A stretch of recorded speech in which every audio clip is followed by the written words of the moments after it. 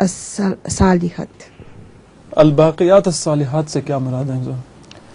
باقیات الصالحات سے تو مراد ہیں ایسے نیک اعمال جن کا اثر دنیا میں دیر تک باقی رہے اور صالح ہوں۔ اولاد بھی باقیات الصالحات میں سے ہوتی ہے۔ اگر نیک اولاد ہے تو مدوں تک اس کی نیکی چلتی رہے گی اور اللہ تعالیٰ اس کو جزا بھی دیتا رہتا ہے۔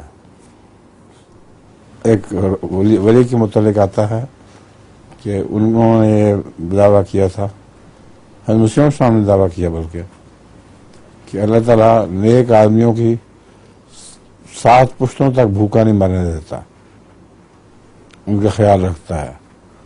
چنانچہ حضرت مسیح موعود علیہ السلام کی کتنی پشتیں ہو چکی ہیں اور سب کو خدا تعالیٰ نے بہت رزق عطا فرمایا ہے۔